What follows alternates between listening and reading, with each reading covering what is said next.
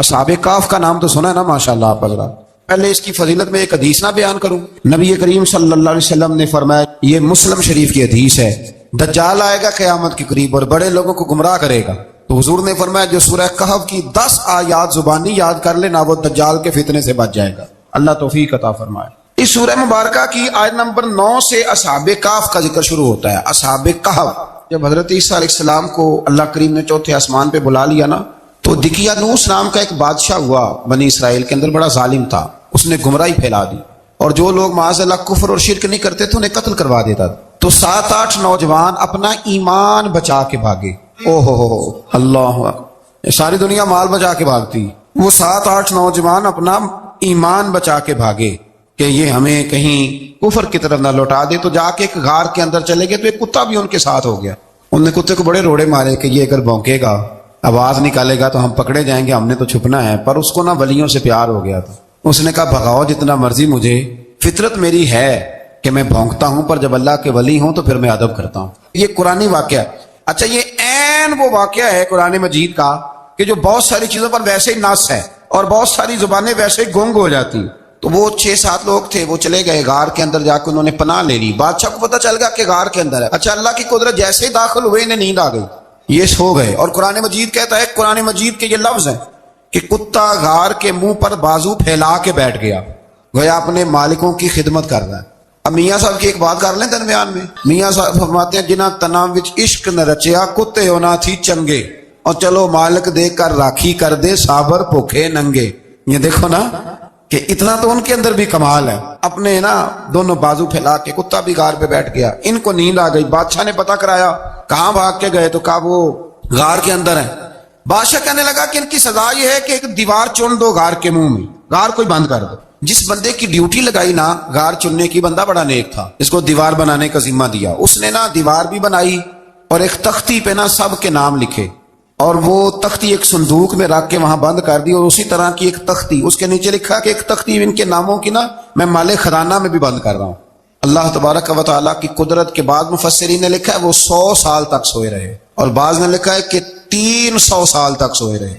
300 سال کے بعد اس طرح ہوا کہ حکومتیں بدل گئیں. بیدروس نام کا ایک بادشاہ آ گیا، وہ بڑا نیک دل تھا. اس نے ہر طرف حضرت عیسیٰ علیہ السلام کی شریعت کا پھر سے نعرہ بلند کیا. اب نا کچھ لوگ ایسے تھے جو منکر ہو گئے تھے کہ مرنے کے بعد دوبارہ کیسے اٹھیں گے. بادشاہ ایک دن حجرے میں گیا، جا کے دعا مانگی، یا اللہ کوئی ایسی بات دکھا جس سے لوگوں کا ایمان پکا ہو جائے. اس طرح کے بھی بادشاہ ہوا کرتے تھے. تو رب کریم نے کہا میں نے تو پہلے ایک راز چھپا کے رکھا ہوا ہے، کھول دیتے ہیں. اس نے دعا مانگی، اور ادھر کیا معاملہ ہوا، ایک چرواہا بکریاں چرانے والا وہاں سے گزرا. اس نے سوچا یہ دیوار ہے، اگر اس کا منہ کھول لوں نا کبھی تو میری بکریاں یہاں تھوڑا سا دھوپ کے اندر سستا لیا کریں گی. اس چرواہے نے کیا کیا کہ اس نے وہ دیوار گرائی تاکہ میری بکریاں اندر جایا کریں. وہ دیوار گرائی تو اس نے اندر 6-7 لوگ سوئے ہوئے دیکھے اور کتا بھی سویا ہوا دیکھا. اللہ تبارک و تعالیٰ اپنی قدرت سے، اپنے فضل سے ان کی کروٹیں بھی بدلتا رہا. اپنی قدرت سے ایک طرف انسان پڑا رہے نا تو اعضاء گل جاتے ہیں، ان کی کروٹیں بھی بدلی جاتی، مناسب روشنی بھی دی جاتی اور حرارت بھی. اس نے دیوار گرائی تو ان کی آنکھ کھل گئی. ایک دوسرے سے کہنے لگے آج تو بڑی گہری نیند سوئے ہیں یار، آج تو لمبی نیند پوری کر لی، چلو بھوک بڑی لگی ہے ایک دوست کو بھیجو. یہ سارا واقعہ قرآن مجید میں موجود ہے، میں اپنے لفظوں میں بیان کر رہا ہوں.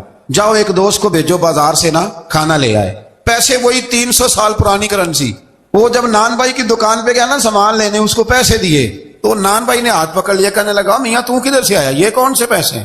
اس نے کہا پیسے کاہے کے، میں بھی سوچ رہا ہوں کہ حالات بدلے ہیں، سارے حضرت عیسیٰ کا کلمہ پڑھ رہے ہیں، ماحول اور ہے. اس نے کہا تیرے ہاتھ کوئی خزانہ لگ گیا ہے. یہ تو ہم نام سنتے تھے کہ یہاں کو دقیانوس نام کا بادشاہ رہے، کوئی خزانہ بتا کہاں سے لیے. شور ہوا، حاکم شہر تک خبر پہنچی، بادشاہ تک پہنچی. اس نے بتایا کہ بھائی ہم تو دقیانوس کے ڈر سے بھاگے ہیں، کل بھاگے ہیں یا آج سویرے، اتنا زیادہ ہمیں پتہ نہیں، کل یا آج سویرے بس نا اتنا سا ہمیں یاد ہے کہ ہم گئے تھے. بہرحال لوگ جمع ہو گئے، اکٹھے ہو گئے، غار تک پہنچے. اب جو غار کے اندر تھے وہ پتہ کہتے لگتا ہمارا دوست پکڑا گیا ہے. پکڑا گیا تو اب بندے جمع ہو گئے، وہ اندر ڈر رہے تھے، تسبیح کر رہے تھے، اللہ کو یاد کر رہے تھے. ادھر یہ پہنچ گیا جب ان لوگوں نے یہ جیتا جاگتا رب کے فضل کا نمونہ دیکھا. اور بادشاہ نے کہا کہ یہ کیا ہے. صندوق کھولا تو اس کے اندر وہ تختی لکھی تھی کہ یہ ان کے نام ہے، یہ دقیانوس سے ڈر کے بھاگے ہوئے ہیں، یہاں یہ سو رہے ہیں، اور اسی کی ایک تختی میں نے فلاں جگہ بھی دفن کیا. وہ تختی بھی وہاں سے نکل آئی. اب سب لوگوں کی آنکھوں میں آنسو آئے اور سب کہنے لگے لا الہ الا اللہ، لا الہ الا اللہ، لا الہ الا اللہ. سب کہنے لگے ان اللہ علی کل شیء قدیر۔ جب ان کی بات پوری ہو گئی، لوگوں کے ایمان پختہ ہو گئے، تو اصحاب کہف کہنے لگے کہ ہمیں اب اجازت ہے، ہم پھر دوبارہ غار میں جاتے ہیں۔ وہ غار میں گئے تو رب نے پھر انہیں موت عطا فرمائی، نیند عطا فرمائی، تحفہ دیا۔ بادشاہ نے پھر اس کے آگے دیوار بنائی اور وہاں بادشاہ نے ایک مسجد تعمیر کرا دی، لوگ زیارت کرنے جاتے۔ یہ اصحاب کہف کا ذکر ہے۔ اب یہاں ہمارے مفسرین نے لکھا ہے کہ وہ جو کتا تھا نا، وہ بھی ساتھ ہی تھا۔ اللہ قیامت والے دن اسے انسانی، یا تو انسانی شکل ملے گی، یا جیسے رب کا فضل ہوگا رب کریم اسے بھی جنت عطا فرمائے گا۔ اس نے تبلیغ کی دین کی، اس نے کیا کیا؟ تبلیغ کی، نمازیں پڑھی، روزے رکھے، حج کیا، 10 ہوتے صحیح اس کیتا کی۔ اسی آنکھیں نا خدا کے فضل سے ہم پر ہے سایہ غوث اعظم کا، ہمیں دونوں جہاں میں ہے سہارا غوث اعظم کا۔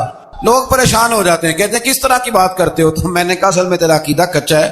وہاں تو کتا چلا جائے ولی کے پاس تو رب اسے جنت دے دیتا ہے، تو جھیکتا جاتا مومن جائے تو اللہ کیوں فضل نہیں فرماتا؟ اس سے آگے نا پھر آیت نمبر 32 ہے، اس میں اللہ تبارک و تعالیٰ نے 2 لوگوں کا واقعہ بیان کیا ہے۔ فرمایا ایک شخص کے انگوروں کے باغات تھے اور چاروں طرف سے انہیں کھجوروں کے درختوں نے گھیر رکھا تھا، اور درمیان میں کھیتی بھی تھی، اور بیچ میں دریا بھی بہہ رہا تھا، اور ان باغات نے بہت عمدہ فصل دی۔ ایک دن یہ شخص اپنے ساتھی سے کہنے لگا میرا مال اور افرادی قوت تم سے زیادہ ہے، مجھے یقین ہے کہ یہ باغ کبھی برباد نہیں ہوگا۔ اول تو مجھے قیامت کا یقین ہی نہیں معاذ اللہ، لیکن اگر قیامت آئی تو مجھے وہاں سے بھی بہتر مال ملے گا۔ اس کے دوسرے ساتھی نے کہا تو اپنی اصل کو بھول گیا ہے، اور تو نے اپنے خالق کی ناشکری کی جو کہ وحدہ لا شریک ہے۔ اگر تم نے باغ میں داخل ہوتے وقت ماشاءاللہ لا قوت الا باللہ کہہ دیا ہوتا تو یہ تمہارے حق میں بہتر ہوتا۔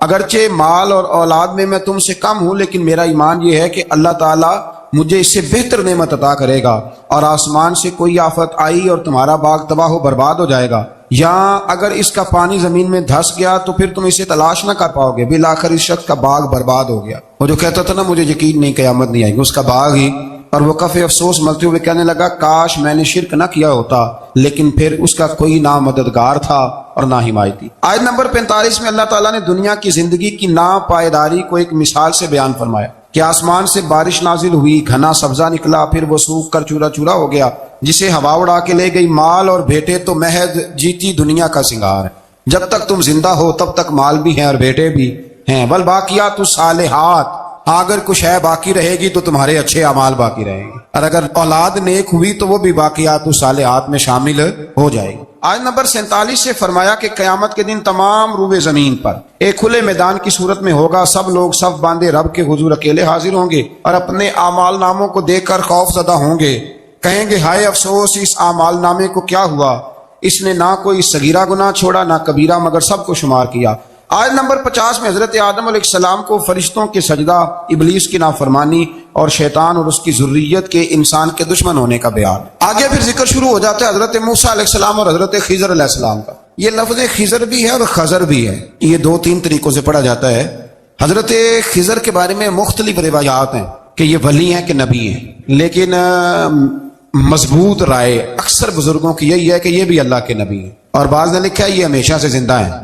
یہ 2 اللہ کے نبی حضرت الیاس علیہ السلام اور حضرت خضر علیہ السلام، یہ دونوں ہر سال حج میں بھی جاتے ہیں، کیونکہ ایک روایت ملتی ہے کہ محبوب کریم علیہ السلام حج پہ گئے تو فرمایا میں الیاس اور خضر کو پہاڑوں سے اترتے ہوئے دیکھ رہا ہوں۔ تو جن کو اللہ نے کھلی آنکھیں دی ہوتی ہیں پھر انہیں زیارت بھی ہوتی ہے، انہیں یہ نظر بھی آتے ہیں۔ حضرت خضر علیہ السلام کو اللہ نے علم لدنی عطا فرمایا۔ یہ علم لدنی اللہ جس کو اپنے پاس سے عطا کر دے اس کو علم لدنی کہتے ہیں۔ حضرت موسیٰ علیہ السلام ایک دن تقریر کرتے ہوئے کسی نے پوچھا کہ آپ سب سے بڑے عالم ہیں، فرمایا الحمدللہ۔ تو اللہ کریم نے فرمایا نہیں ہے موسیٰ کلیم آپ سے بڑے بڑے بھی ہیں، ہمارے ہاں مسئلہ ہے پا نہ پڑی، اور لوگ مناظرہ کرنے آتے ہیں۔ کئی دفعہ لوگ نا مسئلہ بتاتے ہیں تو میں کہتا ہوں جناب آپ نے بتا دیا کہ اب آپ نے حکم کرنا ہے۔ کبھی کبھی کچھ لوگ ایسی باتیں کرتے ہیں وہ جی آپ ایک بندے کا نام لیتے ہیں ذکر کرتے ہیں، تو میں نے کہا چلو ہم نے بھی کہیں کچھ پڑھا ہی ہوگا نا تبھی تو ذکر کرتے ہیں، لیکن جو آتے ہیں نا لوگ وہ مشورہ تمہارے دور میں ہے ہی نہیں، جس نے جو لائن پڑھ لیا ہے وہ اس پہ پکا ہو گیا، سارا نہیں نہ پڑھا، سارا پڑھے پھر بات سمجھ میں آتی ہے۔ حضرت موسیٰ کلیم اللہ کے نبی ہیں، اور کیا بات ہے ان کی، اور یہ بھی اللہ کا فضل ہوا حضرت موسیٰ نے یہ بات کی تبھی تو ہمیں اتنی شاندار حکمتوں کے پھول ملے، یہ بھی حضرت موسیٰ کا ہی کمال ہے۔ تو حضرت موسیٰ نے کہا کہ اے اللہ وہ جو مجھ سے بڑا ہے عالم ہے وہ کہاں ملے گا جس سے میں حکمت کی بات سیکھوں؟ تو فرمایا جہاں مجمع البحرین ہے نا 2 دریا ملتے ہیں وہاں وہ ملے گا۔ حضرت موسیٰ کلیم سے اللہ نے فرمایا کہ جاؤ جہاں 2 دریا ملیں گے نا وہاں تمہیں وہ شخص ملے گا، تو یا اللہ میں کس طرح؟ فرمایا زادرہ ساتھ لے جاؤ، کھانے پینے کا سامان۔ حضرت موسیٰ کلیم لے گئے، مچھلی بھی لے گئے۔ فرمایا یہ مچھلی جہاں تمہارے برتن سے نکل کے دریا میں داخل ہو، وہاں دریا میں شگاف پڑ جائے گا، وہاں وہ تمہیں شخص ملے گا۔ حضرت موسیٰ نے اپنے خادم حضرت یوشع بن نون علیہ السلام کو بھی ساتھ لیا۔ یہ بعد میں حضرت موسیٰ علیہ السلام کے جانشین ہوئے۔ یہ دونوں سفر پہ نکل گئے، ایک جگہ پہ پہنچے جہاں پہاڑ تھا، ساتھ دریا بھی تھا، اس کے نیچے آرام کرنے لگے۔ حضرت موسیٰ کلیم سو گئے تو یوشع بن نون علیہ السلام موجود تھے، مچھلی جھٹ سے نکلی، دریا میں داخل ہو گئی، وہاں راستہ بھی بن گیا۔ اب اٹھے حضرت موسیٰ کلیم، جب اٹھے تو فرمایا چلو چلے، تھوڑا آگے جا کے فرمایا بھوک لگ رہی ہے، کھانا تو نکالو۔ انہیں یاد آیا، کہنے لگے تو مچھلی تو دریا میں چلی گئی تھی۔ فرمایا تو نے بتایا نہیں، وہی تو ہماری منزل تھی جہاں مچھلی دریا میں گئی۔ پھر وہاں سے واپس آئے قدموں کے نشانوں پہ، وہاں پہنچے جہاں مچھلی گئی تھی، تو وہاں ایک شخص لیٹا ہوا تھا چادر لے کے۔ آپ نے سلام لی تو انہوں نے کہا وعلیکم السلام یا موسیٰ کلیم اللہ۔ تو آپ نے فرمایا آپ کون ہیں؟ فرمایا میں وہی ہوں جس کو آپ تلاش کر رہے ہیں۔ تو فرمایا آپ نے مجھے کیسے پہچانا؟ فرمایا جس رب نے تمہیں بھیجا ہے نا، اس نے ہی مجھے بتایا ہے کہ موسیٰ آ رہے ہیں۔ اب حضرت خضر نے جو کچھ فرمایا وہ بڑا شاندار ہے۔ فرمایا موسیٰ کچھ باتیں ایسی ہیں جن کا آپ کو علم ہے اور مجھے نہیں، اور کچھ ایسی ہیں جن کا مجھے علم ہے اور آپ۔ اللہ اکبر، یہ کبھی ہماری سمجھ میں بات آ جائے، یہ کبھی سمجھ میں آ جائے، کچھ باتیں ایسی ہیں جس کا مجھے علم ہے، اور یہ بڑے بڑے سیانے بندے نہیں مانتے، بڑے بڑے میں عالم ہوں جی، تو آپ عالم ہیں میاں ایک شعبے کے، لیکن بہت سارے دنیا میں شعبے ہیں نا، دین کے عالم کا درجہ سب سے بڑا ہے، لیکن قانونی مشاورت کرنی ہے تو آپ وکیل سے کریں گے، گاڑی کے بارے میں پوچھنا ہے تو کسی مکینک سے پوچھیں، لیکن آپ بن کے نہ بیٹھ جائیں۔ فرمایا جس کا آپ کو علم ہے مجھے نہیں، اور جس کا مجھے علم ہے ان میں سے آپ کو نہیں۔ تو کہا میں پھر آپ کے ساتھ رہنا چاہتا ہوں اور میں وہ سیکھنا چاہتا ہوں جو آپ بتا رہے ہیں۔ تو حضرت خضر فرمانے لگے صبر کر لیں گے میرے ساتھ، یہ سب سے مشکل کام ہے، یعنی ہر بات کی تو یہاں لوگوں کو وضاحت چاہیے، کھانسے بھی تو آپ کو بتانا پڑے گا کھانسے کیوں، ہنسے بھی تو آپ کو بتانا پڑے گا ہنسے کیوں۔ بے بزرگ ہیں، بزرگوں کی باتوں میں حکمتیں ہوتی ہیں، لیکن ہم حکمت کی طرف جانے کو تیار نہیں ہوتے، ہمیں تو فوری طور پہ جواب چاہیے، حل چاہیے۔ حضرت موسیٰ علیہ السلام جناب خضر کے ساتھ چلے، فرمایا صبر کروں گا، میں چلتا ہوں آپ کے ساتھ۔ دریا کے قریب گئے کشتی میں بیٹھنے کے لیے، تو کشتی والوں نے حضرت خضر کو پہچان لیا، بغیر کرائے کے سوار کرایا، اور جب پار اترنے لگے تو حضرت خضر نے کشتی کا ایک تختہ ہی توڑ دیا۔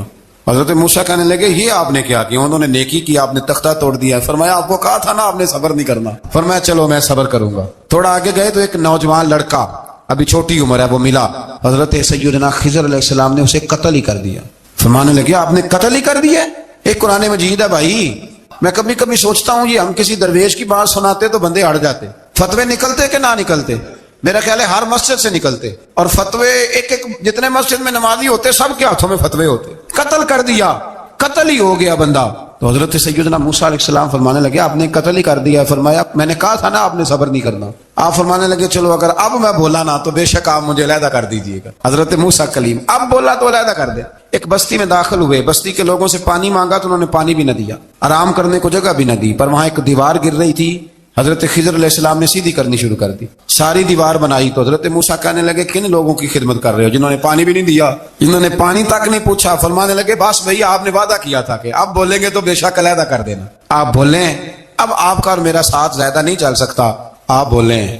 جو بول پڑے نا غلامی کرے تو رستے لمبے چلتے ہیں، اور جو بولے نا جس کو وضاحت چاہیے ہو وہ غلام نہیں ہوتا، اس کے ساتھ پھر باتیں لمبی۔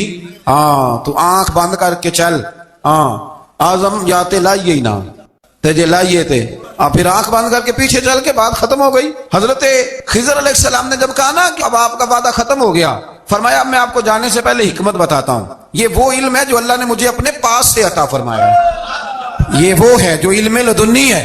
کہا جناب کیا مطلب؟ فرمایا وہ جو میں نے تختہ توڑا تھا نا، تو یہ مسکین بچے ہیں جن کی کشتی تھی، تو دریا کے اس پار بادشاہ کھڑا تھا، وہ جو صحیح سے کشتیاں ہوتی تھی قبضے کر لیتا تھا، اور جو تھوڑی سی ٹوٹی پھوٹی ہوتی تھی نا وہ چھوڑ دیا کرتا تھا، تو میں نے تھوڑی سی کشتی ان کی اس لیے توڑ دی ہے تاکہ دیکھے گا تو چھوڑ دے گا، اس لیے میں نے بھلا کیا ہے۔ اور فرمایا وہ جو بچہ میں نے قتل کیا نا وہ شروع سے ہی کفر کا دل دادا تھا، اس کے ماں باپ نیک تھے، اگر بڑا ہوتا جوان ہوتا تو ہو سکتا ہے ماں باپ کو بھی کفر میں مبتلا کر دے، اب اس کے بدلے اللہ انہیں صالح بیٹا عطا فرمائے گا، تو یہ بھی میں نے اللہ کے دیے ہوئے علم سے کیا۔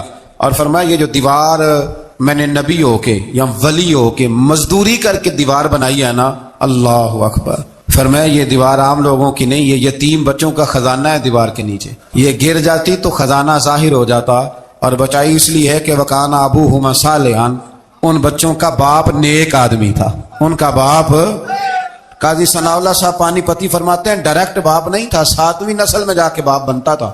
سن لیں یہ بھی بات، ایک بندہ نیک ہو تو اس کی 7 نسلوں تک رب خزانوں کی بھی حفاظت فرماتا ہے۔ اب آپ اندازہ فرمائیں کہ بات کتنی دور تک جاتی ہے۔ بزرگوں کی باتوں میں نا حکمتیں ہوتی ہیں، دانائیاں ہوتی ہیں۔ یہ طریقت کے جو لوگ ہوتے ہیں انہیں سبق یہ دیا جاتا ہے کہ آمنا وصدقنا، ماننا ہے اور تصدیق کرنی۔ ہمارا معاملہ یہ ہے کہ یہاں وضاحت دینی پڑتی، وہ جی وہاں کیا ہوا تھا، وہ جو گاڑی آپ کے پاس ہے تو وہ کہاں سے آئی، تو وہ جو کل آپ نیا جوڑا پہن کے آئے تھے تو وہ کدھر سے آیا۔ تو جو لوگ وضاحتیں مانگتے ہیں وہ اپنے نہیں ہوتے، ان کا غلامی کا رشتہ نہیں ہوتا۔ حبیب اور ہوتا ہے، شریک اور ہوتا ہے۔ شریک وضاحتیں مانگتے ہیں، حبیب محبت کرتے ہیں۔ ہمارا آج سب سے بڑا المیہ یہ ہے، سب سے بڑا، کہ ہم کسی حکمت کے تحت کوئی بندہ اگر کوئی کام کر رہا ہے تو مجبوری ہے کہ ہمیں وہ حکمت بتائی جائے۔ ایسا نہ کریں۔ یہ طریقہ حضرت غوث اعظم رضی اللہ تعالیٰ عنہ، حضور غوث پاک رضی اللہ تعالیٰ عنہ کو ایک شخص ملنے آ گیا۔ ملا علی قاری نے لکھا ہے، آپ کے ایک مرید نے کہا چل میرے پیر سے ملنے، کہنے لگا میں نہیں جاتا ملنے کسی پیر شیر سے۔ کہا نہیں آؤ تو صحیح۔ وہ آیا نا تو اس نے دیکھا کہ 50 گھوڑے عربی نسل کے کھڑے ہیں غوث پاک کے دروازے، موٹے تازے چوڑے عربی نسل کے گھوڑے۔ اس کے ذہن میں خیال آیا، کہنے لگا یار سواری کے لیے اگر رکھے ہیں تو ایک بھی کافی تھا، 50 کی کیا ضرورت ہے۔ اللہ اکبر۔